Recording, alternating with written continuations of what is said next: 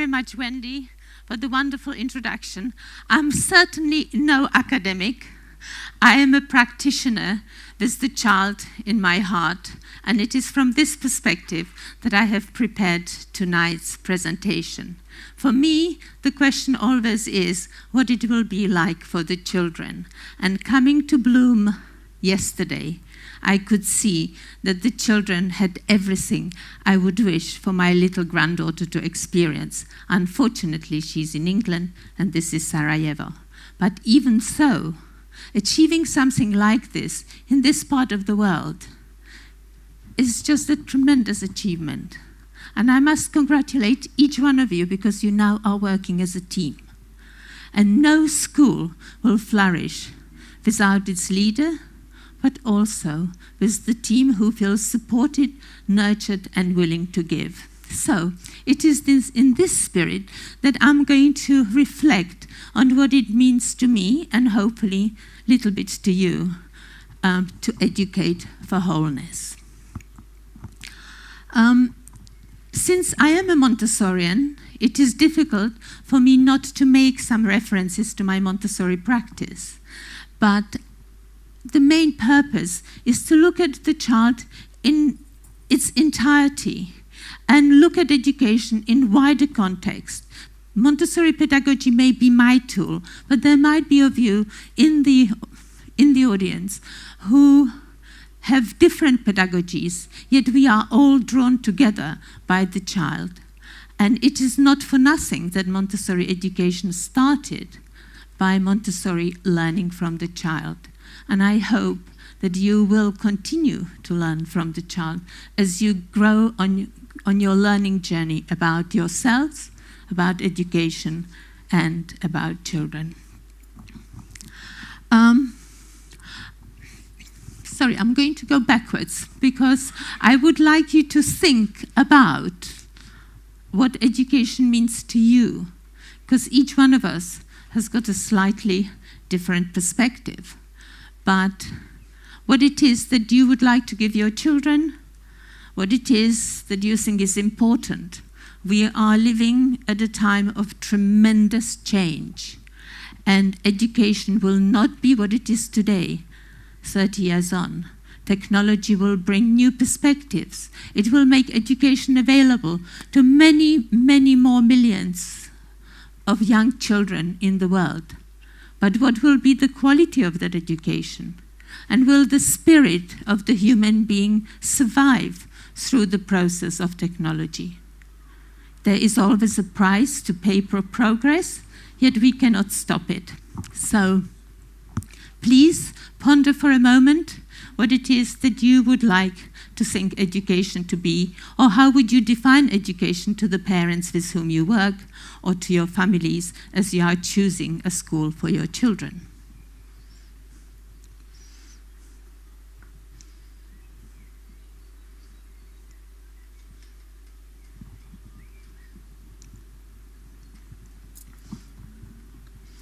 There are, of course, many, many quotations what one could choose about education.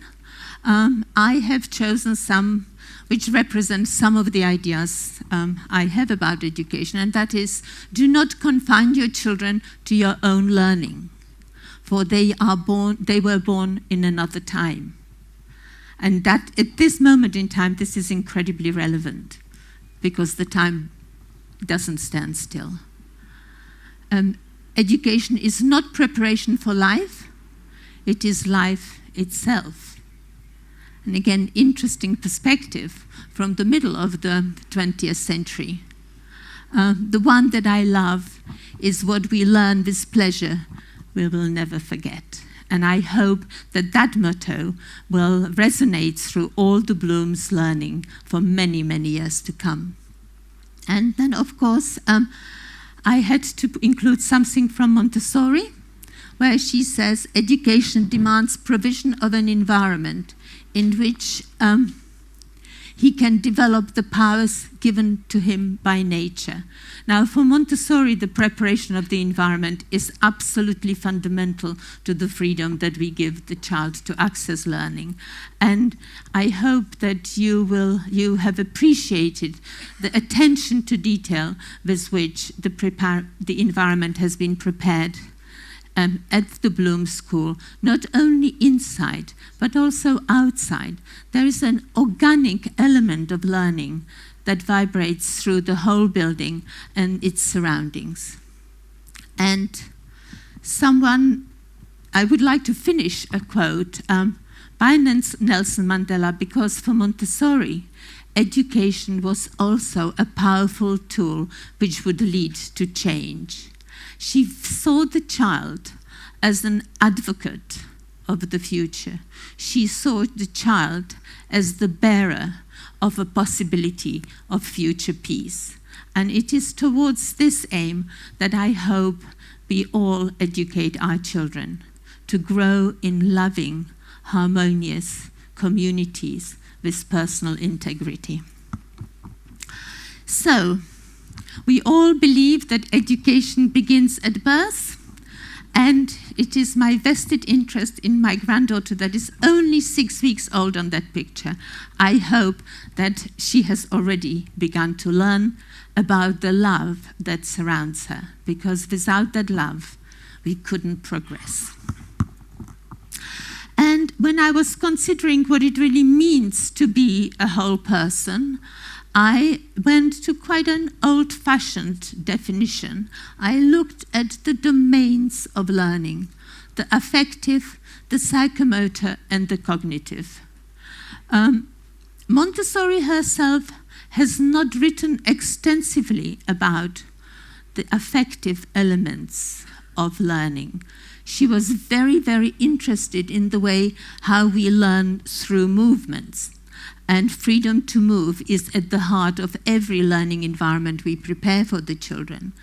And as a scientist, and a doctor, in the beginning of the 20th century, she really wanted to know how we learn. She wanted to know how we develop abstract thinking, starting from the sensory experiences.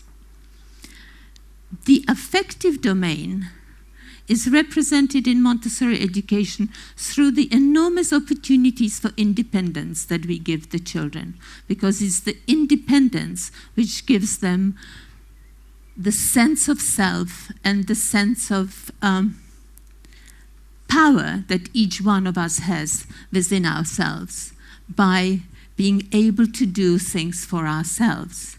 And certainly, I can already see in my granddaughter at 6 months that she already, of 6 weeks, she already has a power of decision-making. When she doesn't want the breast, it is a definite move like this. She knows what she wants. So, and in a way, education has continued in many contexts to constrain that wish to be. And that's what Bloom is trying to work against. Anyway, so when we come to explore the affective domain, we are looking at the growth of feelings, and we are looking at the emotional aspect of children's development. We are looking at the relationships to ourselves, to others, and also to the environment, because we are an integral part of our planet. We all contribute with our lives to the way how the planet evolves, how the planet develops, how our resources are being used. And for Montessori, that respect for others and for the planet has been very, very important element of her cosmic education, which is so relevant to working with children in primary and secondary level. In practical terms, it really means that we need to nurture trust and respect for the child, and trusting the children's capacity to learn by themselves from the prepared environment can be a tremendous challenge for all of us as teachers, because we have this natural gift or natural wish to want to share with them what we know. And yet each child has got an opportunity to learn from the environment too.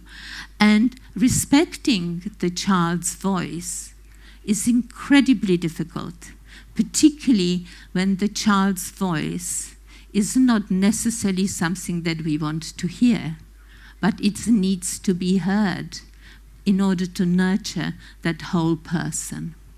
And of course, in the kind of context of more current research, we are looking at the elements of emotional intelligence, at the way how we relate to one another, how we are able to manage situations through feeling what other people may feel. So, for the child, the affective domain really means that the child is learning about him or herself. And whilst they are learning about themselves, it is always in relation to others, because we are not isolated. So I can only get to know myself if I actually receive the love from somebody else first. I need to be welcomed into the world. I need to be nurtured by the people who are working with me, and I cannot read any of this PowerPoint. So I wanted to make it also pretty for you, but it's not practical at all. So I'm sorry that you cannot see. You will just have to put up with whatever I have to say. It's also I think that it's really important for the child to learn themselves, to appreciate who they are, because it's only when I know myself can I give to others. So receiving first, absorbing it, and then giving it to others is very important in the child's self-concept. And it also means that I need to learn to trust myself. I need to be able to know that when I do something, I do it for the right reason, to be able to feel that I'm competent, and that will link us very quickly to the psychomotor. From the point of view of the very young child, I'm very much looking at young children from birth to 6 rather than the older children, looking at the start of their lives. And of course, if I have been loved and if I have received love from those around me, my sense of well-being will be definitely enhanced once my basic human needs were satisfied. And it is very evident in the life of all people who may have had perhaps difficult paths in life, that to be able to achieve something in their own life, they often need to be nurtured by somebody else. There needs to be, each one of us has to have somebody who will hold us in their mind as unique, special, and very, very delicious for them. Anyway, so in terms of what it really means for us as grown-ups, how can we support this this development of the self? It is really, really important that we are available to the children. So when, and it is particularly so in the very early years of our lives, because when we are so very dependent on our prime carers, because if we are not available, our internal working model, the way how we see the world, begins to have the picture that I am not worthy of the person's attention.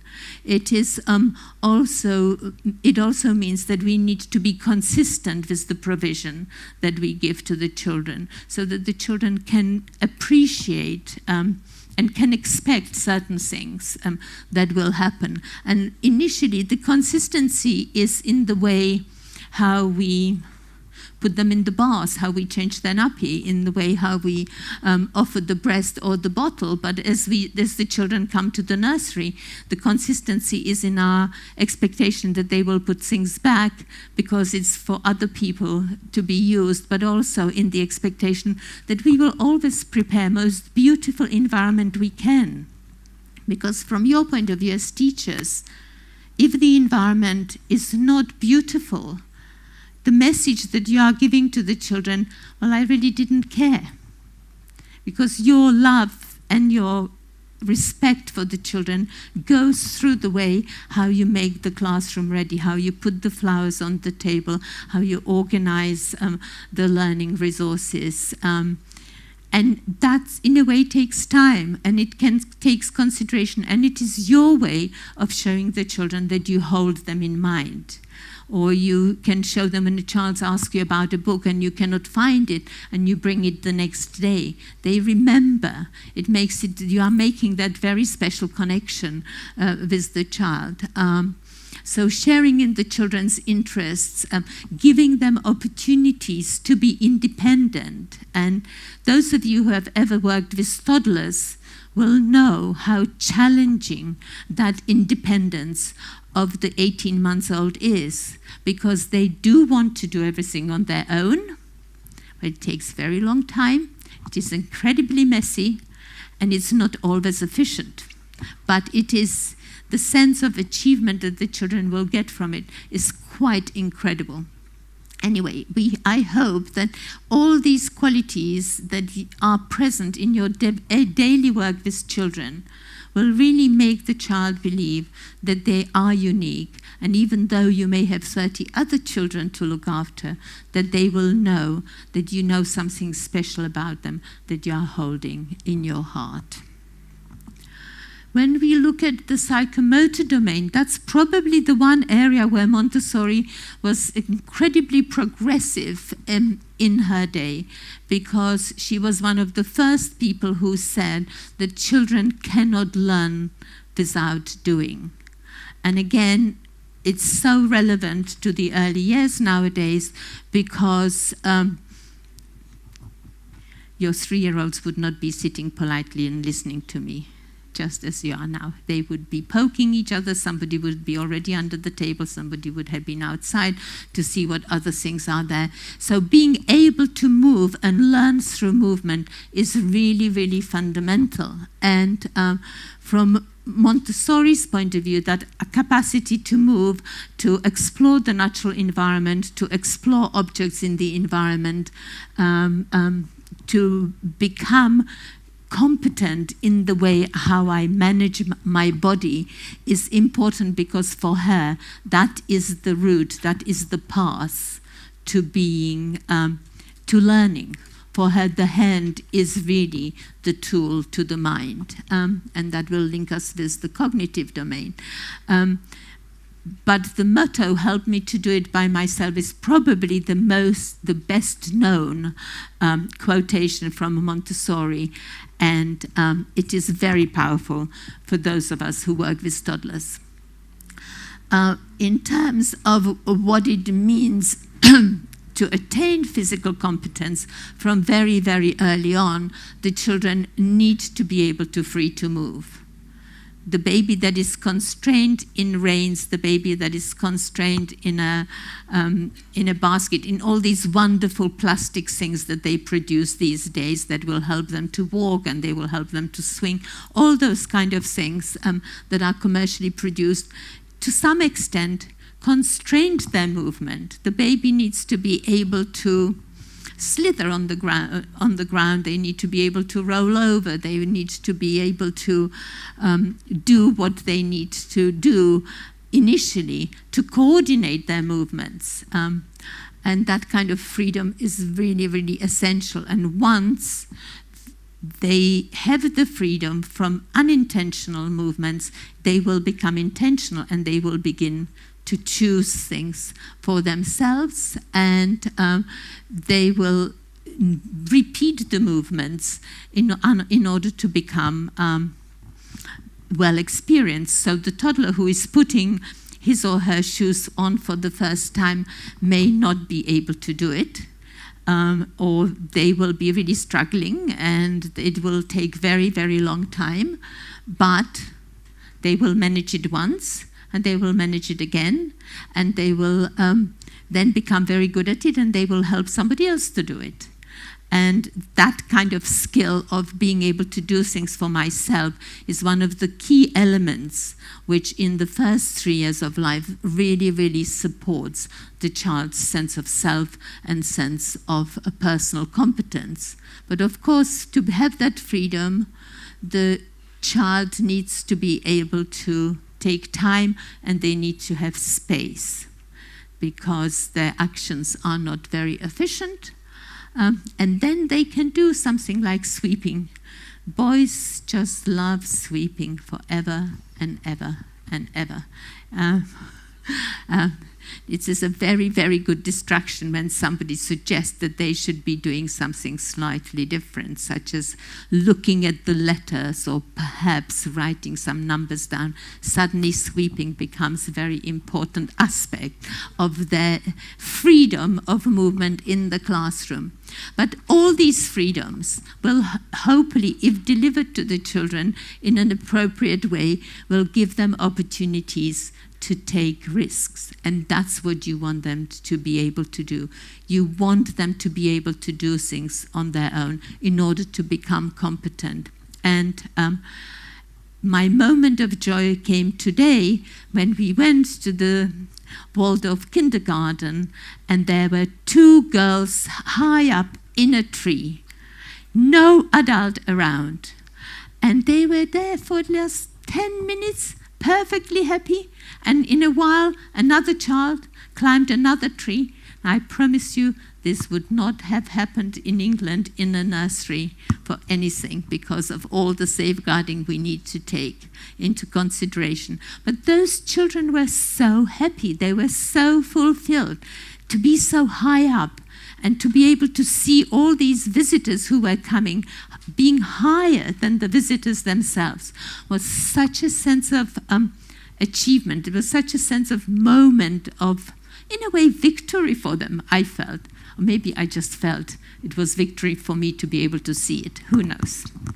Anyway, so in terms of what we can do, there is in Montessori environments, we actually do spend a huge amount of time and set up lots and lots of opportunities for the children to develop their coordination and to become really competent users of their tools. And you may have seen in the preschool classroom all these activities that the children had ready on a tray where they could learn how to cut efficiently and how to manipulate utensils, because once they can manipulate the utensils, they can use those skills in everyday life and they can extend that skill to other situations. So we need to, when we want to develop the children's physical competence, above all, we need to be patient, because to be competent requires practice, and it requires lots of practice.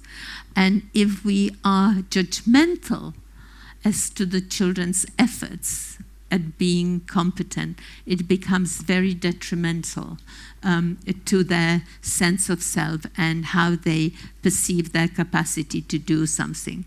We also need to celebrate their efforts. We need to cheer them on. We need to appreciate their efforts. We also need to acknowledge that there is a tremendous value in learning from our mistakes. If somebody tells me that I have done it wrong, I may be very cross and not listen. But if I actually learn from what I have done and reflect on it, it will become a very important tool for life. And it will be used in a positive way to explore and to find out more. In a way, most of discoveries in our cultures have originated through some accidental event which led to further research. We also need to be appreciative of the children's initiative, because they all often want to help us and they want to support us. And because they are not very efficient, we often brush away their offers and say, oh, well, you know, maybe another time, or why don't you wait a little bit? So the initiative is really at the heart of their autonomy, and that needs to be accepted. We need to support their risk-taking because we want these children to grow into being courageous human beings.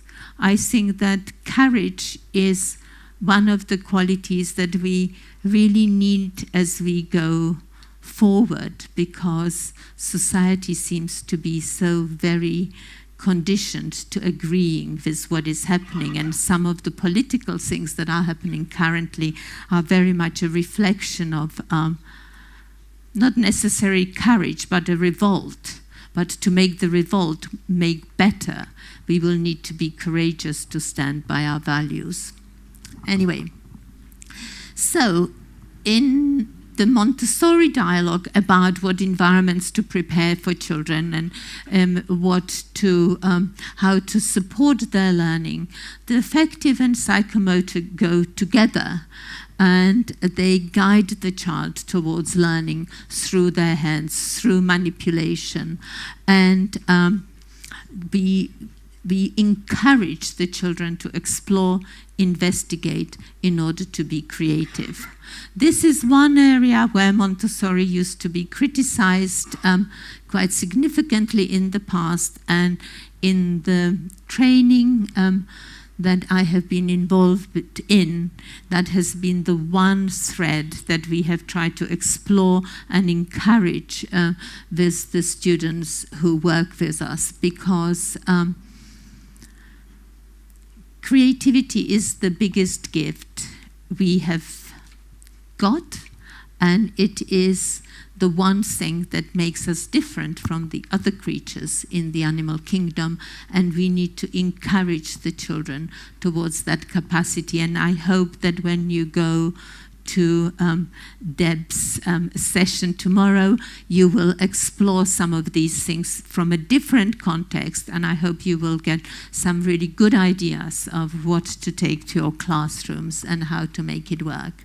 Again, so how we help the children to learn to think.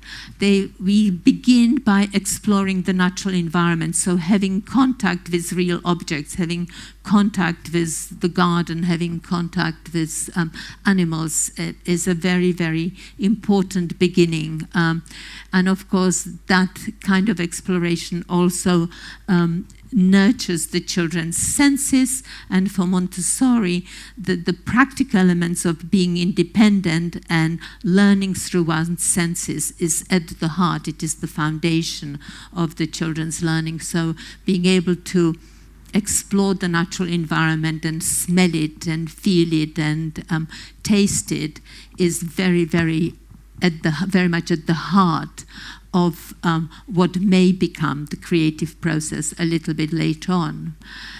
It is also important to be able to learn from others, because initially the children learn from us.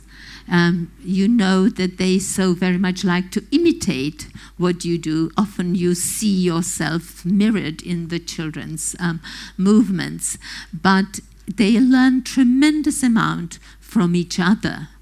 And for those of you who have the opportunity to really see children in the vertical grouping, in the grouping of children from 3 to 6, you really see the benefit how the 6-year-olds support the learning of the 3-year-olds, and emotionally what it means for the 3-year-olds to be able to learn from the older children. And in this school, they have got the tremendous benefit that the children, as they come in at 3, can also see the children at 16, and they can see what wonderful things can be achieved when the children work together, and what it gives the children in the secondary school.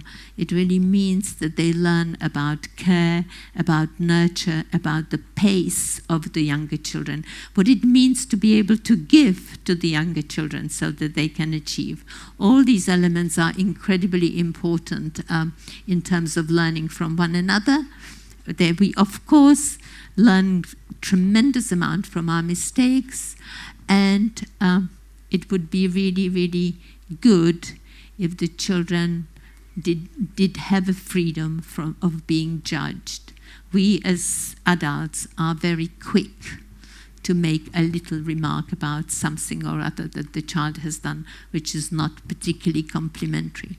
I absolutely appreciate that praise needs to be meaningful and it needs to really acknowledge what the child achieves, but judgment can be very detrimental to the child's sense of well-being. So in order to be able to learn and to become creative, we all need encouragement.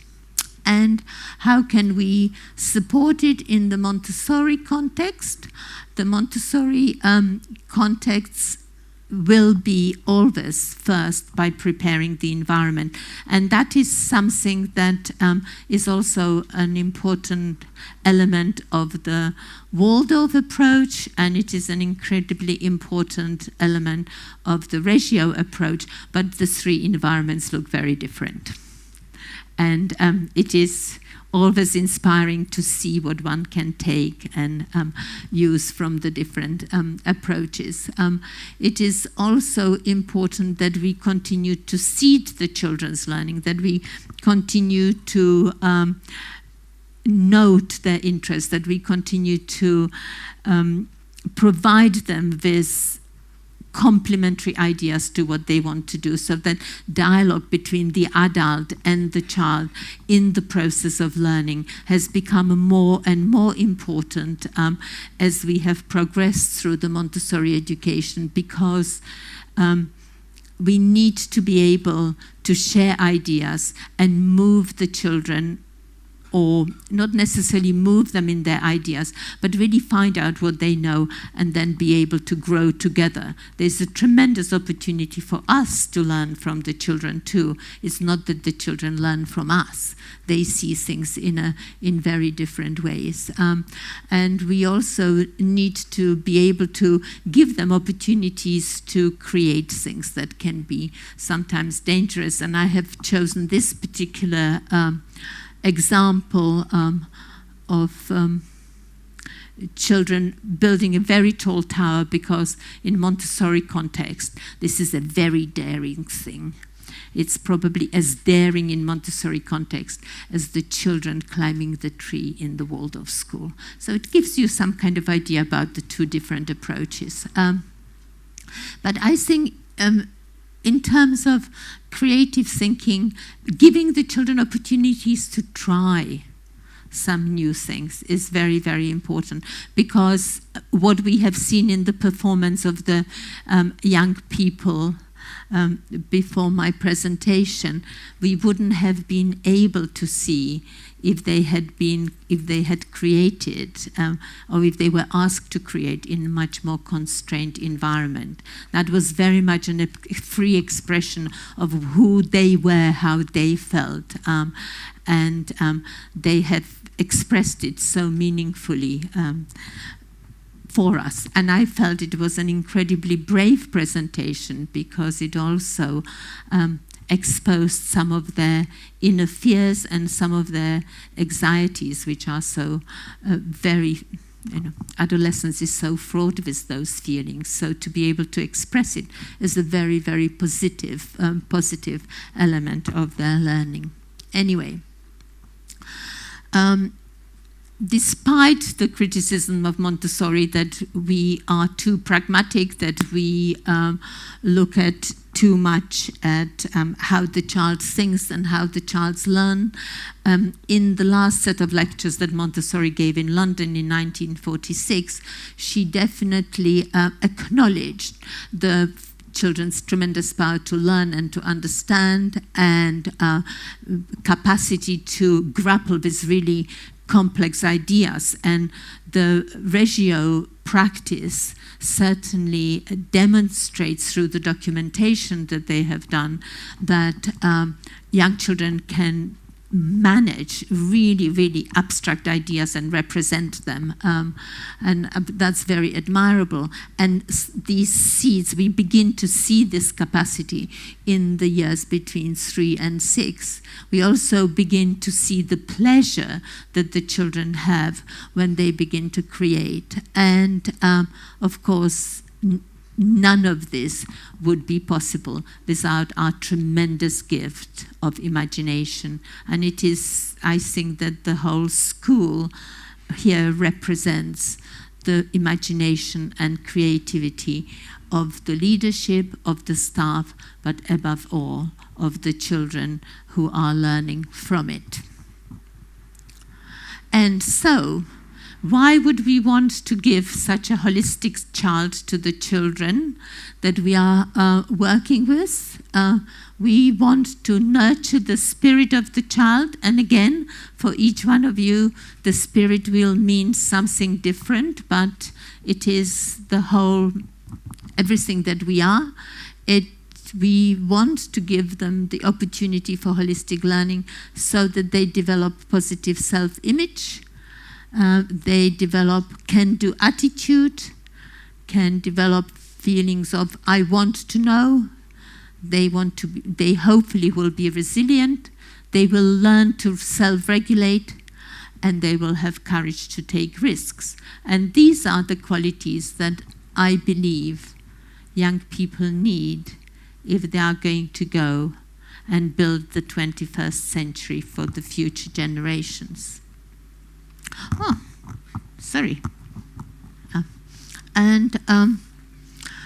Why we want to have this holistic education approach, I believe it is because we want to help develop autonomous adults who have personal integrity, who understand themselves and demonstrate empathy for others and care for the environment, and who are advocates of peaceful coexistence in the world. And that's what I would like to close on. Thank you very much.